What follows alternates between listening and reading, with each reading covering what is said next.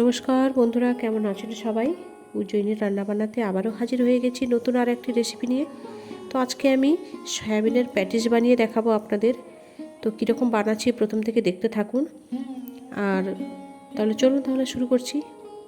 দেখুন, সবসময় আমাদের ইচ্ছে করলেই যে আমরা খেতে পারি দোকানে গিয়ে, এমনটা তো হয় না।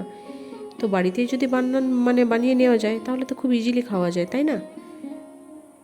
আর এই সয়াবিনের প্যাটিস দারুণ লাগে খেতে।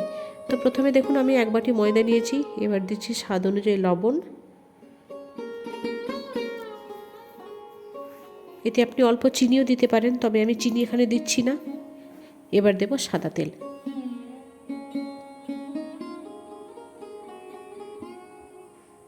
ভালোভাবে ময়দাটাকে ঠেসে মেখে নেব।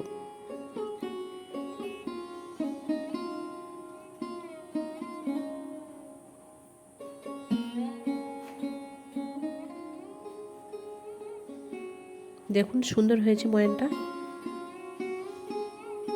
এবার অল্প অল্প জল দিয়ে মেখে নেব। এখানে নর্মাল জলই আমি ইউজ করছি।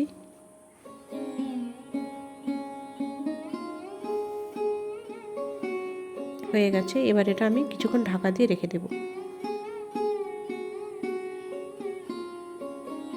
এবার পুর বানাবো। তো দেখুন, এখানে আমি সয়াবিন পেস্ট করে রেখে দিয়েছি। আগে থেকেই সয়াবিনটা আমি নুন জলে সিদ্ধ করে রেখে দিয়েছিলাম। এবার আমি একটা কড়াই বসিয়ে দিলাম। কড়াইটা গরম হয়ে গেছে। এবার সরষের তেল দেব। তেল গরম হয়ে গেছে। এবার দিচ্ছি কুচনো পেঁয়াজ আর কুচনো কাঁচা লঙ্কা।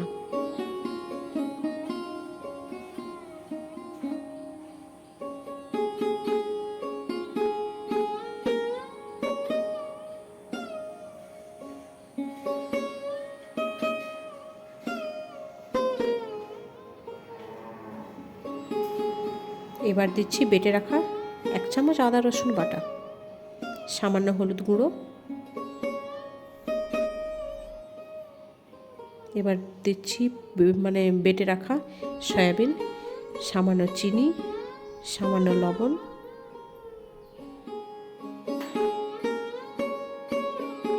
গরম মশলা। একসঙ্গে ভালোভাবে নাড়িয়ে নেব। এবার দিচ্ছি টমেটো কেচাপ।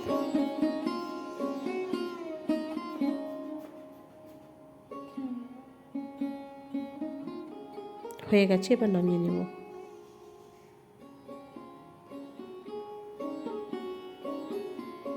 দেখুন, নামিয়ে নিয়েছি। এবার 2-3 চামচ ময়দা দিয়ে এই সাদা তেলের মধ্যে একটা ব্যাটার বানাবো।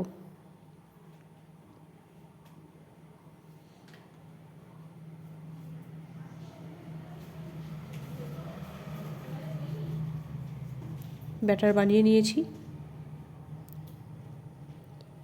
এবার ময়দা থেকে লেচি কেটে নেব। তার আগে একবার ভালো করে মেখে নেব।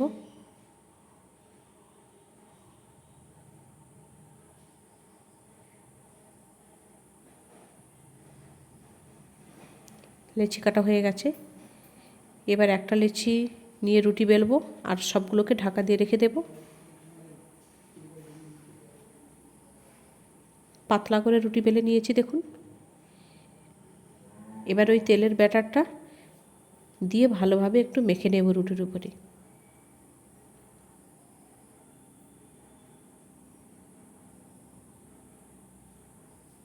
চারপাশটা ভালোভাবে দিয়ে দিচ্ছি।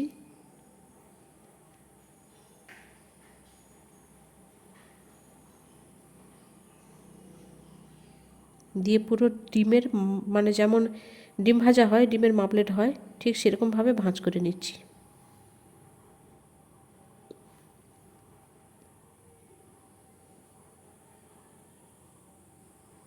আবারও ব্যাটার লাগিয়ে দিলাম।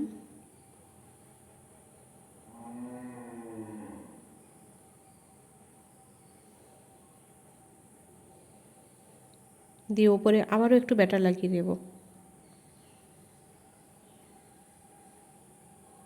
এবার এটাকে আর একটু ফোল্ড করব।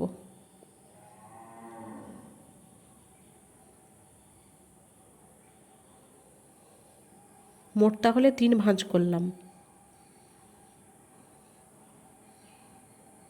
এবার এইভাবে গোল গোল রোল করে নেব।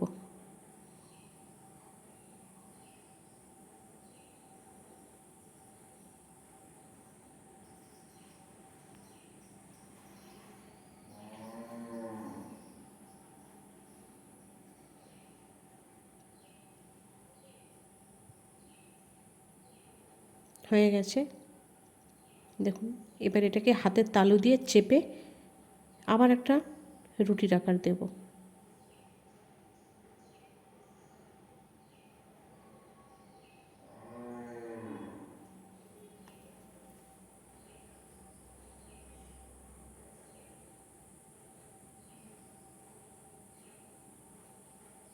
আবার একটা রুটির মতো বেলে নেব। বেলা হয়ে গেছে, এবার চৌকোভাবে কেটে নেব ছুরি দিয়ে 4-5টা।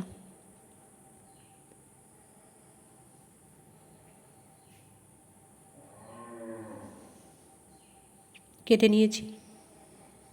এবার মাঝখানে পুর দিয়ে দেব।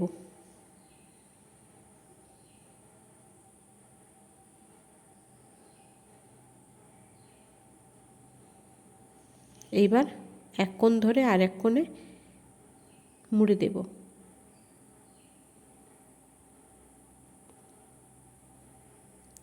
আর এই দুপাশের কোণগুলো একটু হালকাভাবে মুড়ে দেব যাতে পুরটা না বেরিয়ে যায় ভাজার সময়।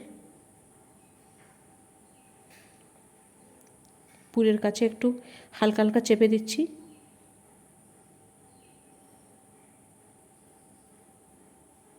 এবার কড়াইতে তেল গরম করে হালকাভাবে ভেজে নেব।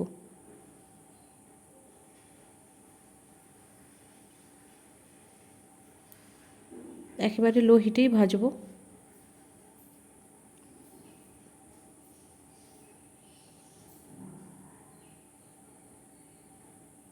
তো উল্টে পাল্টে সবগুলো আস্তে আস্তে করে ভেজে নেব। তো বন্ধুরা, ভিডিওটি যদি আমার ভালো লাগে অবশ্যই লাইক করবেন, কমেন্ট করবেন, নতুন হলে অবশ্যই সাবস্ক্রাইব করবেন নতুন নতুন ভিডিও পেতে। তো দেখুন কি সুন্দর ফুলে উঠেছে দুপাশটা।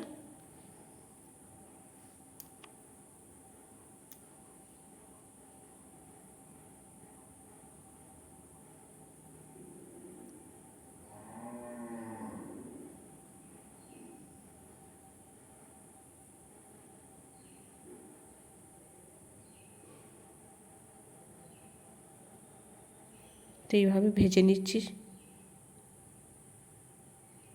আস্তে আস্তে কালারটাও চেঞ্জ হবে। তো দেখুন সুন্দর হয়ে গেছে।